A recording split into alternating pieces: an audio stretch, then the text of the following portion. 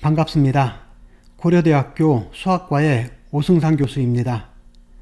현재 수학과와 데이터과학과에서 딥러닝과 강화학습을 강의하고 있습니다. 그리고 딥러닝과 수학이라는 DLMS 팀을 운영하고 있습니다. 그러면 저와 함께 Deep Reinforcement Learning, 강화학습에 대해서 배워보겠습니다.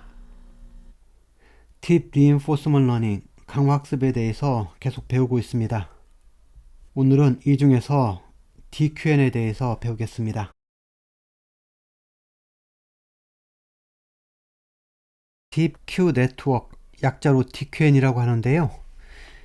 이 DQN은 딥마인드에서 2013년 처음 발표를 했습니다.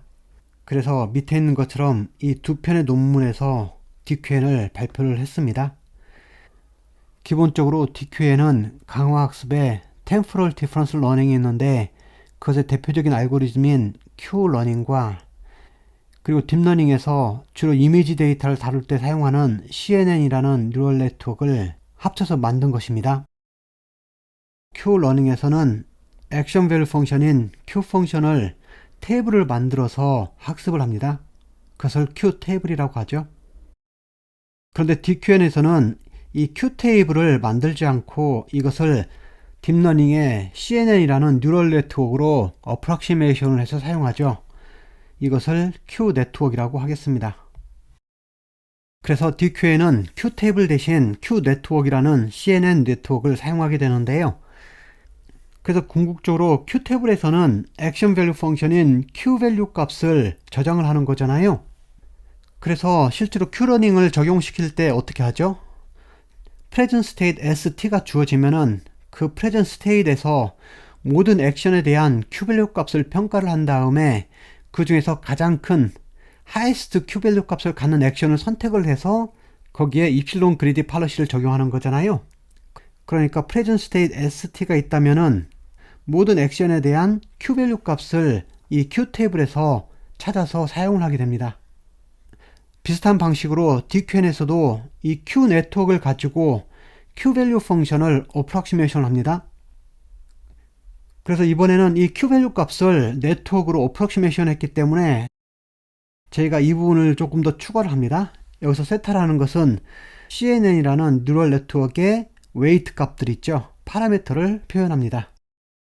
그래서 이번에도 마찬가지로 이 Q 네트워크는 어떤 역할을 해야 되냐면 여기 state, present state이 입력으로 들어오면은 모든 액션에 대한 Q 밸류 값을 아웃풋으로 출력을 해야 됩니다. 그래야만이 이 Q 테이블을 대신할 수 있는 Q 네트워크가 완성이 되는 거잖아요. 그래서 밑에 그림을 보면은 이것은 CNN 네트워크인데 이것이 바로 Q 네트워크가 됩니다. 그리고 이 네트워크는 인풋으로 present state이 들어옵니다. 여기 있는 것처럼 present state ST가 입력으로 들어오게 되고 이 네트워크의 아웃풋은 뭘까요? 아웃풋은 모든 액션에 대한 Q 값이 나와야 되죠. 그러니까 여기 보면은 모든 액션에 대해서 여기 Q 값을 아웃풋으로 출력하게 됩니다. 그래서 Q러닝에서는 이 Q 테이블에 있는 이 Q 값의 optimal 값을 계속 업데이트해서 찾는다고 한다면은 DQN에서는 이 Q 네트워크를 통해서 이 optimal 값을 어프락시메이션 하는 이 네트워크의 파라미터를 찾는 것이 목적이라고 생각하시면 되겠습니다. 그럼 여기에 CNN으로 되어 있는 Q 네트워크를 조금 더 자세히 살펴보겠습니다. 이 DQN은 아타리 게임을 하기 위해서 만든 네트워크입니다. 그래서 이 네트워크의 인풋으로 오는 이 스테이트는 이 아타리 게임의 화면이 됩니다. 이 게임에 비친 화면이 되는데요. 그래서 여기 보면 인풋으로 84x 84짜리 화면을 4개를 연속해서 만든 것을 하나의 인풋, 프레젠트 스테이트로 인식하게 됩니다. 여기서 화면을 하나만 하는 것이 아니라 화면을 4개를 넣은 이유는 저희가 게임을 할 때 정지화면 하나만 가지고는 판단할 수가 없잖아요. 가장 최근에 4개의 연속된 화면을 봐야만이 이 게임 안의 캐릭터들이 어떻게 움직이는지를 이해할 수가 있기 때문에 그래서 프레임을 하나만 하지 않고 4개를 진행을 합니다. 그리고 이것은 화면이기 때문에 이미지 데이터잖아요. 이미지 데이터이기 때문에 저희는 CNN을 사용하는 것이 가장 효율적이겠죠. 지금 인풋 데이터가 이런 형태가 되면은 여기에 컨볼루션을 적용하기 때문에 처음에는 8x8 커널 사이즈를 갖는 필터를 적용합니다. 여기 이미지 프레임이 4개로 되어 있으니까 결국은 커널 사이즈가 8x8인 이런 것을 4개를 붙여서 하나의 필터가 완성이 되는 거죠. 그런 다음에 저희가 스트라이드를 4로 했습니다. 4로 하면은 거의 이미지 사이즈가 4분의 1로 줄어들죠. 그래서 여기 20x20 그리고 여기에 필터를 16개를 사용해서 피처맵의 개수를 16개를 만들었습니다. 그 다음에 다시 4x4 커널 사이즈로 여기 16개를 적용한 필터를 여기에 적용하게 되면은, 그리고 스트라이드를 2로 하게 되면은 사이즈가 9x9가 되는데, 여기 필터를 32개를 사용해서 피처맵을 32개를 만들었습니다. 마지막에 풀리 커넥티드를 사용해서 디멘전이 256인 퓨처 벡터를 만들어냅니다. 그래서 이 퓨처 벡터는 실제로 여기 하나하나의 값들이 이 이미지 데이터의 어떤 특징들을 잘 가지고 있는 이제 디멘전이 아주 많이 줄어들었죠. 그래서 여기 디멘전 사이즈가 256으로 작아진 이 퓨처 벡터는 어떻게 되는 거죠? 원래 인풋 데이터인 이 프레젠트 스테이트의 사이즈가 상당히 컸는데 그것을 이제 256이라는 작은 사이즈로 줄여주는 역할을 이 컨볼루션 레이어를 통해서 하게 됐습니다. 그런 다음에 마지막에 이 퓨처 벡터에다가 저에게 필요한 Q 밸류 값을 만들어내는 이 풀리 커넥티드 레이어를 한 번 더 적용하겠습니다. 그래서 최종적으로는 이 마지막에 나오는 아웃풋 레이어의 개수는 보통은 4개에서 18개 사이인데, 이것은 실제 이 아타리 게임의 액션 개수를 따라서 만든 겁니다. 그래서 각 액션별로 하나의 나드가 이 Q 값들을 출력하게 되는 거죠. 그래서 최종적으로 Q러닝에서는 어떻게 되는 거죠? Q러닝의 타겟 값은 어떻게 되냐면, 여기 프레젠트 스테이트인 ST 값이 들어오면은 모든 액션에 대해서 이 Q 밸류 값을 확인을 한 다음에 이 중에서 맥시멈 값을 선택을 하는 거잖아요. 그것이 타겟에서 하는 역할이죠. 여기서도 이제 프레젠트 스테이트로 ST가 들어오게 되면 이 네트워크를 통해서 저희는 모든 액션에 대한 Q 밸류 값을 알게 되고, 이 중에서 하이스트 Q 밸류를 갖는 그 값을 저희가 하나를 선택하면 됩니다. 그래서 여기에 이플론 그리디 팔러시를 적용하게 되면은 나머지 부분은 Q러닝과 동일하게 적용이 됩니다. Q러닝에서는 Q테이블을 이용해서 이 Q밸류 값들의 옵티멀 값을 찾는데, 이제는 그렇게 하지 않고 Q네트워크를 통해서 이 Q밸류 값들의 옵티멀 값을 어프록시메이션 하게 됩니다. 그래서 그 내용을 다시 한번 요약해 보면은, DQ에는 처음으로 Q러닝을 딥러닝에 접목을 시킨 것인데요. 그래서 여기서 보면은 이 팔로시를 성공적으로 학습하기 위해서 여기 하이 디멘저널 이미지 인풋이 있습니다.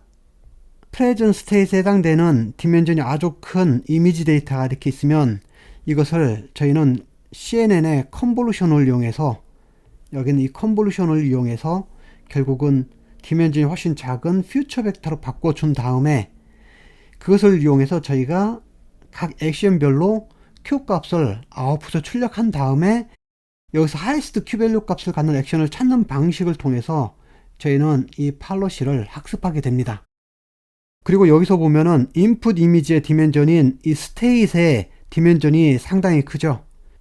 그것을 일반적인 뉴럴 네트워크로 해서 이렇게 줄인다고 하면은 우리가 학습해야 될 파라미터가 너무도 많을 거예요.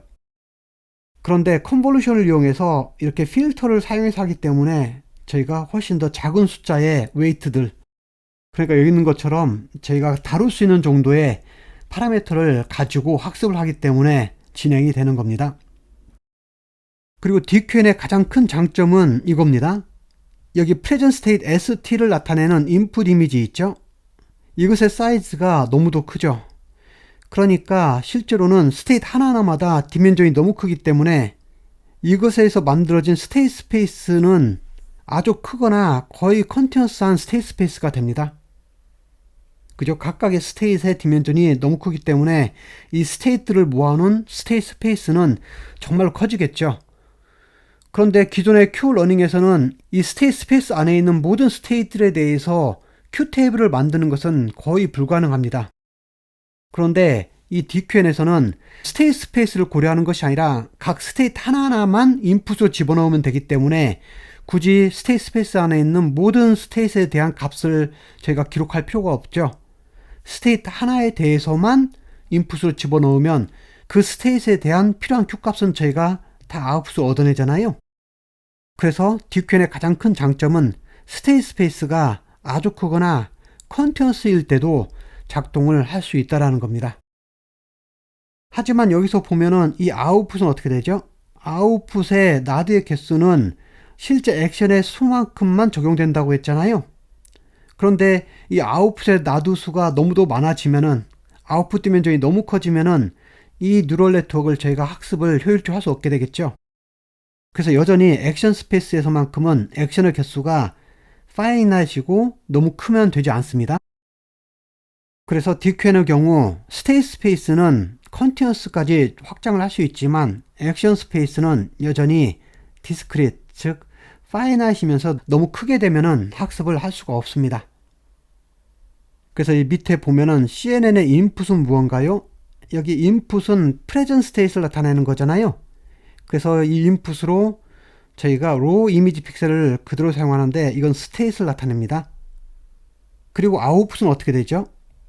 여기 아웃풋은 이 부분인데 이 부분은 어떻게 되나요? 모든 가능한 액션에 대한 Q 밸류 값을 아웃풋으로 출력하게 됩니다.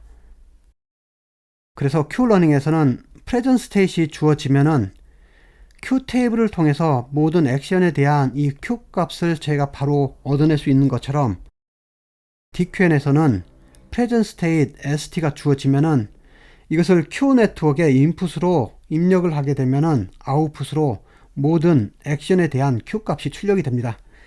그래서 여기 있는 것처럼 한 번에 forward 패스를 가지고 best 액션, highest Q 밸류를 갖는 액션을 바로 찾아낼 수 있다는 장점이 있죠. 이것이 DQN의 핵심 메커니즘이 됩니다. 그러면 이제 네이브 DQN을 먼저 살펴보겠습니다. 여기서 네이브라는 것은 기본적인 것만 적용된 간단한 DQN이라고 생각하시면 됩니다. 그러니까 Q러닝에서 Q테이블을 Q네트워크로만 적용시킨 가장 간단한 모형을 말하는 건데요. 먼저 Q러닝을 살펴볼까요? 여기 Q러닝에서 팔러시 이밸류에이션 파트를 보면은 지금 여기 타겟이 이렇게 있습니다. 그리고 비헤이비어 팔러시에 관련된 게 여기 있습니다. 그래서 Q러닝에서는 여기 비헤이비어 팔러시가 여기에 있는 타겟 팔러시를 목표로 담고 학습을 하는 거잖아요. 그래서 이 둘 사이의 간격이 점점 작아지는 쪽으로 학습이 되는 겁니다. 그리고 여기 네이브 DQN도 마찬가지예요. 이번에는 여기 타겟이 이렇게 있죠. 같은 타겟이 있는데 Q러닝에서는 저희가 이 값을 Q테이블에서 얻었죠. 그런데 DQN에서는 어떻게 하나요? 이 값을 Q네트워크에서 저희가 얻게 됩니다. 그 네트워크의 파라미터가 여기 세타로 표현이 되어 있죠. 그래서 밑에서 보면은 비헤이비어 팔러시를 계산하는 데 필요한 비헤이비어 네트워크와 여기 타겟에 해당되는 값을 만들어내는 타겟 네트워크가 있습니다. 그래서 네이브 DQN에서는 이 값을 타겟으로 삼아서 결국은 스토캐스틱 그라디언트 디센트 알고리즘을 써서 이것의 민스퀘어 에러를 줄이는 방향으로 학습을 할 거예요. 그러니까 여기서는 이 로스 펑션을 이 타겟과 이거의 차이의 민스퀘어를 계산하면 되는 거죠. 그래서 이 둘 사이의 값을 줄이는 방향으로 학습을 할 거예요. 그래서 CNN 네트워크에 이 로스 펑션만 적용한 것을 제가 네이브 DQN이라고 하는데, 그런데 이것은 실제로 성능이 좋지가 않습니다. 왜 그러냐면 두 가지 큰 문제가 있는데, 하나는 샘플들 사이에 temporal correlation이라는 것이 있습니다. 이것이 하나의 큰 문제가 되고, 또 하나는 타겟, 여기 있는 타겟 있죠? 이 타겟 값들이 계속 바뀌면서 생기는 non-stationary 타겟이라는 것이 문제가 됩니다. 이 두 가지 어려움 때문에 이 네이브 DQN은 성능이 좋지 않은데 이 두 가지를 조금 후에 자세히 배워보겠습니다. 그래서 이것의 성능을 비교한 표가 여기 있는데요. 이 표를 잠깐 보면은 먼저 네이브 DQN의 Q 네트워크 부분을 자세히 보면은 이 Q 네트워크는 CNN을 사용하기로 했잖아요. 그러니까 여기 보면은 3개의 컨볼루셔널 레이어를 사용하고 그 마지막 부분에 2개의 풀리 커넥티드 레이어를 사용합니다. 그래서 각 스테이트에 해당되는 이 이미지를 인풋으로 받아들여서 그것을 가지고 모든 액션에 대한 이 Q밸류 값을 아웃풋으로 끄집어내잖아요. 이것이 기본 모델이 되는 네이브 DQN이 있고, 이번에는 다른 방식으로 리니어 모델 하나 만들었습니다.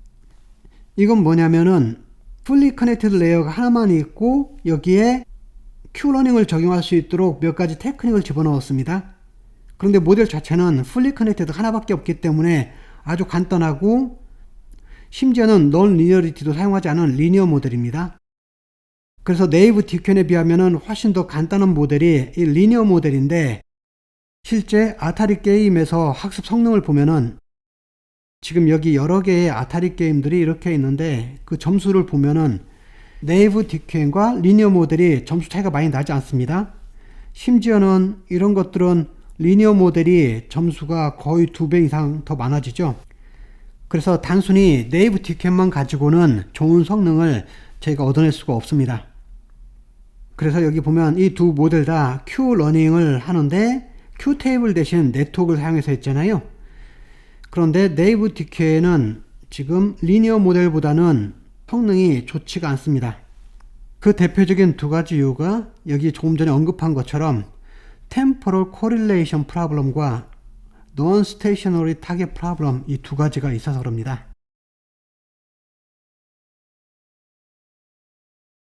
그래서 이 2가지 문제를 해결하기 위해서 딥마인드에서는 이 DQN에 아주 중요한 2가지를 장착을 하게 됩니다. 그리고 그 2가지 장치는 앞으로 저희가 강화학습에서 배우게 될 대부분 모델들이 다 사용하는 것으로 아주 중요한 내용이기 때문에 잘 숙지하시기 바랍니다.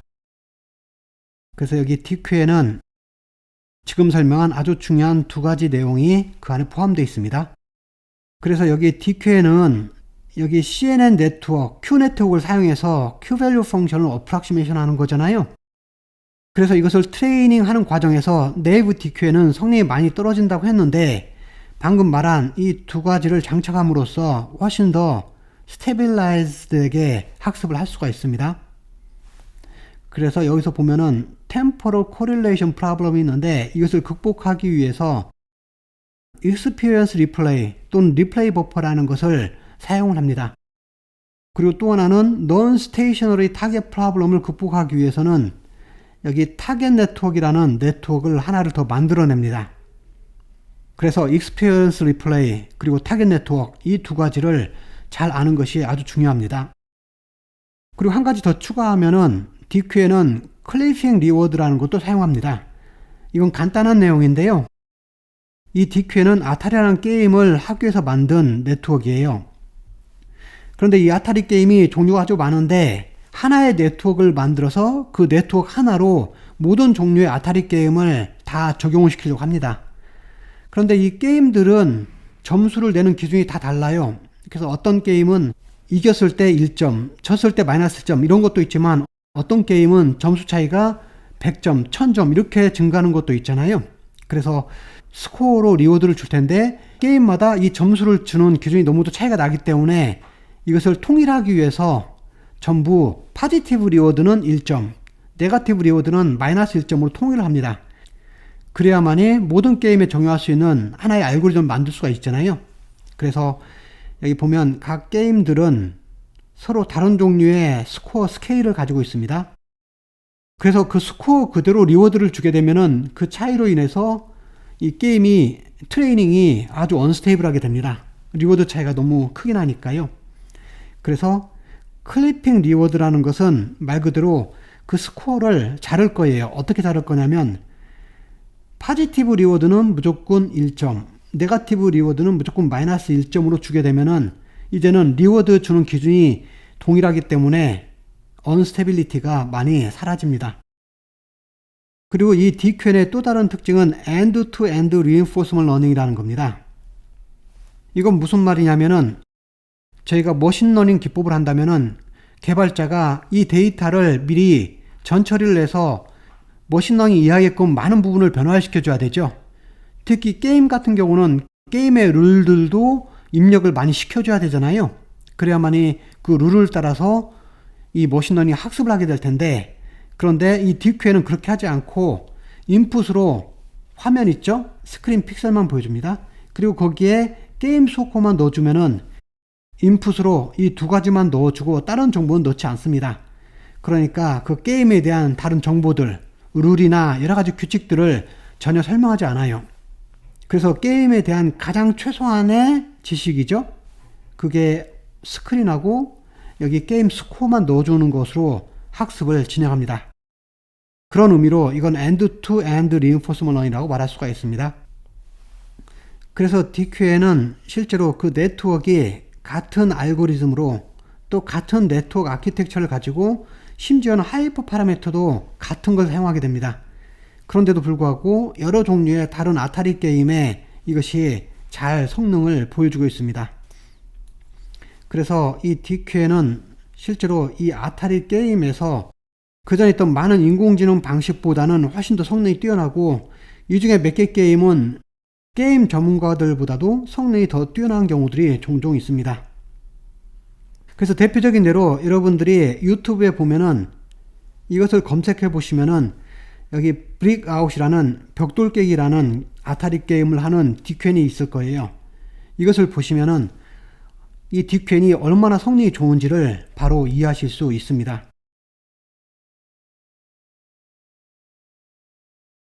익스피리언스 리플레이 또는 리플레이 버퍼라고 하는데, 이 기능부터 살펴보겠습니다. 여기 리인포스먼트 러닝 에이전트가 있습니다. 특별히 온라인에 적용되는 모델이라고 하겠습니다. 그럼 온라인으로 진행이 되기 때문에 한번 보겠습니다. 여기에 있는 녹색 점들이 현재 진행 중인 스테이시라고 하겠습니다. 온라인상에서 하나씩 진행이 되는 거예요. 그러니까 여기서 보면은 present state st가 있다고 하면은 이 바로 전에는 바로 전 단계의 스테이시가 되겠죠. 그리고 이 다음 점은 next state 이렇게 될 겁니다. 이런 식으로 온라인상에서 이 순서대로 진행이 된다고 하겠습니다. 그것을 여기서 말한 stream of experience라고 하겠습니다. 여기서 experience라는 것은 샘플 데이터를 말하는 거죠. 그러면 온라인 러닝 특성상 여기 있는 것이 순서대로 계속 저에게 샘플로 주어지는 거죠.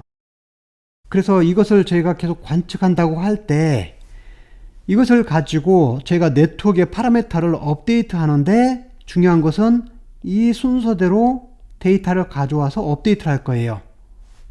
그리고 또 하나는 여기 프레젠트 스테이트까지 업데이트가 됐다고 하겠습니다. 그러면 이것을 업데이트하고 나면은 그 다음에 이 데이터는 저희가 버리고 바로 다음 데이터로 넘어가는 거죠. 그러니까 여기 새로운 데이터가 하나 들어오면은 이것은 한번 업데이트를 할 때 사용하고 그리고 나서 바로 버리게 됩니다. 다시는 그 데이터를 사용하지 않죠. 이것이 기본 모델입니다. 그런데 이렇게 하는 경우에는 심각한 문제가 하나 있습니다. 그것이 여기서 말하는 템포럴 코릴레이션인데요. 어떤 문제인지 살펴보겠습니다. 저희가 한 예시로 로봇 워킹을 학습한다고 하겠습니다. 그래서 이렇게 로봇 워킹을 학습한다고 할 때 로봇이 걸어가는데 몇 초마다 그 걸어가는 모습을 하나의 스테이시라고 하겠습니다. 중요한 것은 이 로봇 워킹에서는 넘어지지 않고 가는 거잖아요. 넘어지지 않으면 리워드가 포지티브가 되는 것이고 넘어지는 순간 네거티브 리워드를 크게 받는 거죠. 그래서 처음에는 로봇이 안전하게 걸어가고 있어요. 그러다가 현재 스테이트에서는 거의 넘어지기 직전이라고 하겠습니다. 그리고 다음 스테이트, 넥스트 스테이트에서 넘어졌다고 하겠습니다. 그러면 현재 여기에선 넘어졌기 때문에 네거티브 리워드를 크게 받죠. 하지만 여기까지는 어떻게 되나요? 넘어지기 직전까지는 넘어진 건 아니기 때문에 포지티브 리워드를 계속 받고 있습니다. 그 말은 무슨 말인가요? 지금 이 상태를 보면은 이 상태는 넘어지기 직전이니까 상당히 위험한 상태지만 최근에는 계속 넘어지지 않은 상태로 여기까지 왔으니까 이 상태로 업데이트를 하게 되면은 계속 포지티브 리워드를 가지고 업데이트가 되는 거죠. 아직은 넘어지지 않았으니까요. 그러니까 이것은 실제로 좋은 정보가 되지 않죠. 좋은 학습법이 되지 않습니다. 비로소 넘어진 다음에서야 그때서야 네거티브 리워드를 얻는 건데 그 직전까지는 넘어지기 너무 쉬운 상태임에도 불구하고 계속 포지티브 리워드를 얻게 되는 거잖아요.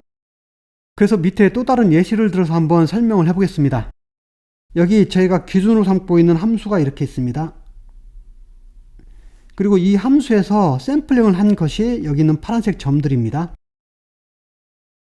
그래서 20개의 점을 제가 샘플링을 했는데요. 그리고 이 샘플링한 순서를 저희가 정해보겠습니다. S1부터 시작을 해서 여기 ST 플러스 1 이런 식으로 시간 순으로 샘플링을 했다고 하겠습니다.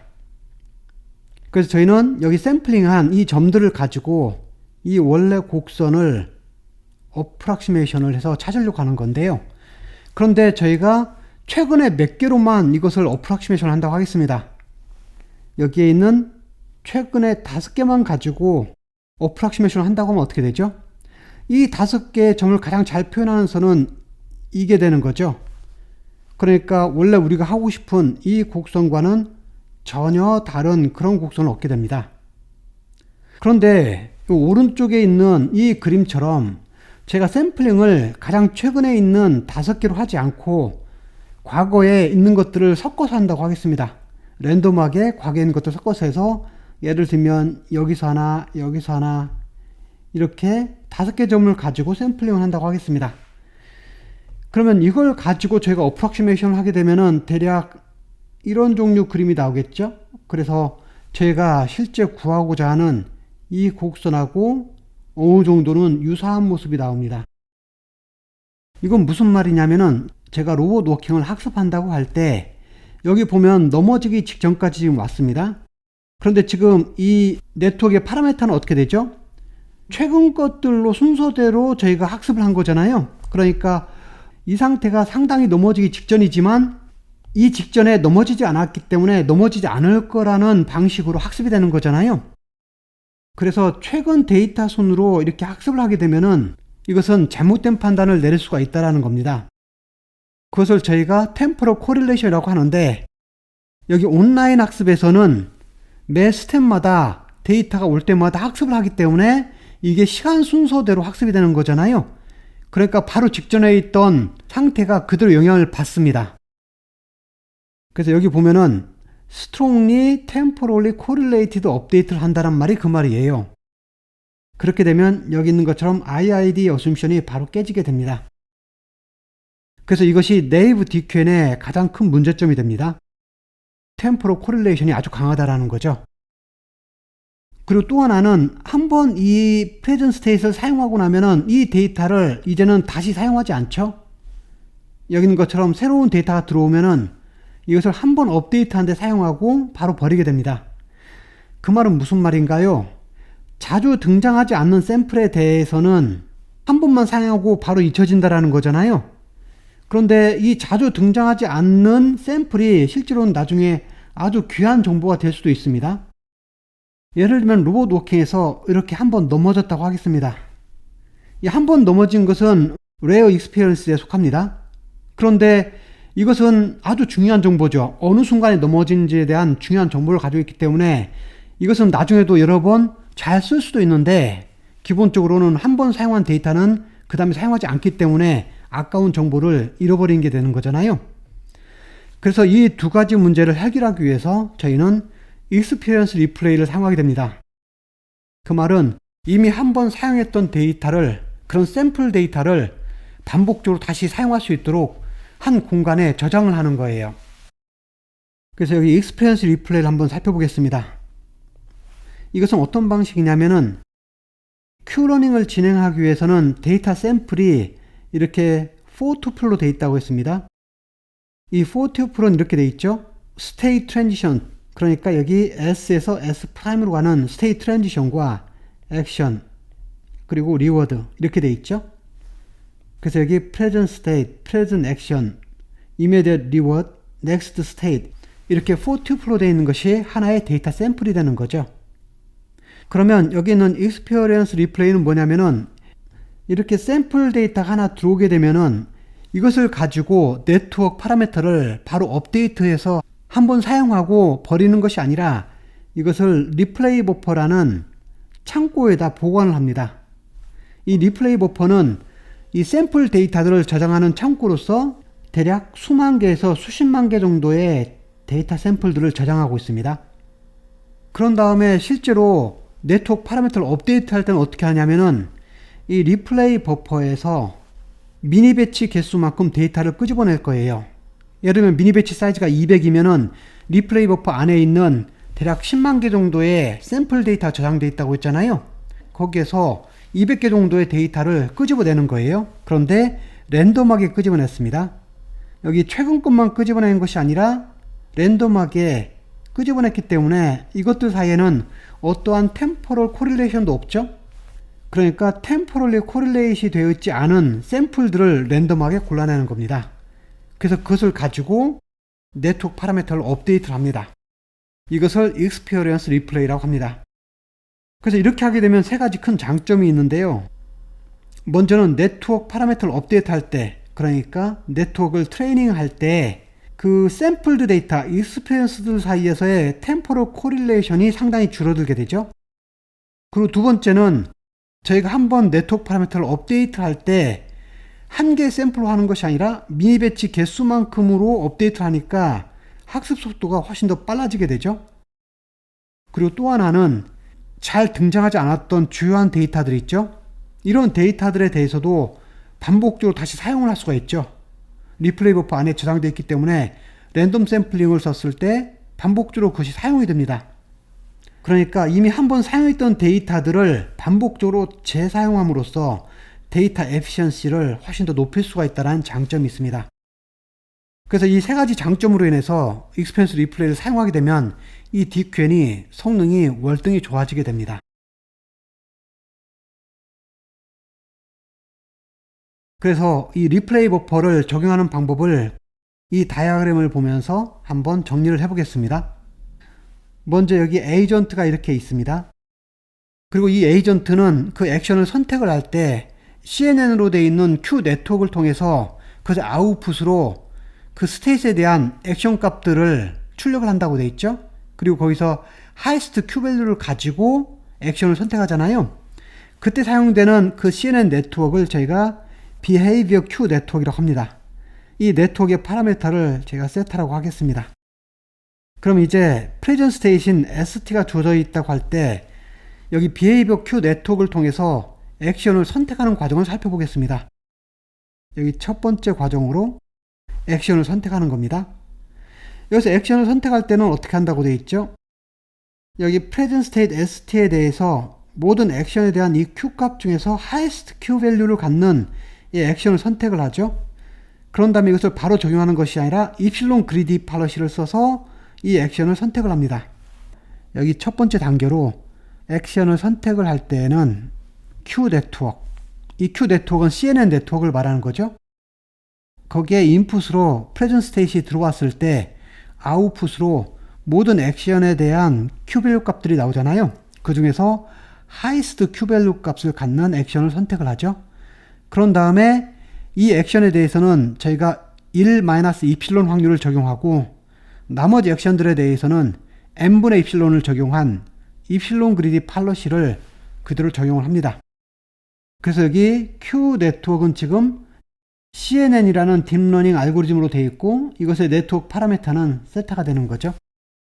그렇게 해서 액션이 선택이 되면은 이 액션을 가지고 여기 밑에 environment에 적용을 하는 거죠. 환경에다가 액션을 직접 취하게 됩니다. 그것을 저희가 execute AT in emulator 이렇게 말합니다. 여기서 emulator라는 것은 이 environment나 아니면 시뮬레이션들이 있죠. 이런 걸 통칭해서 하는 말입니다. 실제 환경에서 액션 AT를 취한 다음에 그리고 나면 저희는 immediate reward로 RT 플러스 1을 넣고 next state로 ST 플러스 1을 넣습니다. 그래서 여기서 RT 플러스 1과 ST 플러스 1을 새로 얻게 됩니다. 이제 데이터 샘플 하나 얻은 거죠. 여기 present state과 그리고 여기서 얻어지는 액션 그리고 immediate reward, next state 이렇게 포트플로 된 샘플 하나 얻게 되는 거죠. 그것이 지금 여기 데이터 샘플로 주어져 있습니다. 이것이 여기 첫 번째 단계로 액션을 선택한 다음에 이 샘플을 얻는 과정을 나타냅니다. 그럼 이제 두 번째 단계로 이 Q 네트워크를 업데이트하는 이 파라미터 세터를 업데이트하는 과정을 살펴보겠습니다. 현재 저희는 데이터 샘플 하나를 얻었다고 했죠. 그래서 이 데이터 샘플을 가지고 CNN Q 네트워크를 바로 업데이트를 하지 않습니다. 이 데이터 하나로 업데이트를 하지 않고 이것을 바로 리플레이 버퍼에다 저장을 하기로 했었죠. 그래서 여기 New Transition, 새로운 샘플이 나오면은 이것을 여기 리플레이 버퍼에다 저장을 합니다. 그리고 리플레이 버퍼에는 이미 많은 양의 데이터 샘플이 저장되어 있죠. 예를 들면은 이 10만 개의 사이즈를 갖는 리플레이 버퍼라고 하겠습니다. 그럼 이 안에는 지금 10만 개의 데이터 샘플들이 저장이 되어 있습니다. 그래서 새로운 데이터 샘플이 하나 들어오게 되면은 어떻게 되는 거죠? 제일 처음에 있었던 가장 오래된 샘플 있죠? 이것은 저희가 버리게 됩니다. 그래서 가장 오래된 샘플들은 여기 있는 것처럼 바로 버리게 됩니다. 그래서 항상 10만 개가 되도록 유지를 할 것이고, 그런데 처음에 데이터가 10만 개가 되기 전까지는 계속 데이터를 쌓아놓으면 되는 거죠. 그리고 나서 이미 리플레이 버퍼에 10만 개가 찼으면은 그 다음부터는 새로운 데이터가 들어올 때마다 가장 오래된 데이터 하나씩을 버리면 되는 겁니다. 그런 다음에 이제 어떻게 하죠? 여기 리플레이 버퍼에서 제가 미니 배치 개수만큼 데이터를 랜덤하게 샘플링을 합니다. 여기 미니 배치 샘플링을 하는 거죠. 예를 들면 미니 배치 사이즈가 200이면은 랜덤하게 200개 데이터를 샘플링을 하는데, 이것을 이 10만 개에서 랜덤하게 골랐기 때문에 이 데이터들 사이에는 템포럴 코릴레이션이 이제는 없는 거죠. 그래서 리플레이 버퍼에서 미니 배치 개수만큼 샘플링을 한 다음에 이것을 가지고 이 Q 네트워크를 업데이트를 할 거예요. 이 미니 배치를 가지고 Q 네트워크를 업데이트 합니다. 그래서 이 리플레이 버퍼를 사용하게 되면은 데이터 에피션시가 상당히 좋아집니다. 왜 그러냐면은 Q 네트워크를 업데이트 할 때 저희는 하나의 데이터 샘플을 사용하는 것이 아니라 미니 배치 개수만큼의 데이터를 사용하게 되고, 또 하나는 템포럴리 코릴레이션이 없는 언코릴레이트 되어 있는 샘플들을 사용하기 때문에 이것이 DQN의 성능을 상당히 높여주는 그런 역할을 합니다. 그래서 익스피리언스 리플레이, 이것은 앞으로 저희가 딥 리인포스먼트 러닝 할 때 자주 등장하는 구조로서 아주 중요합니다.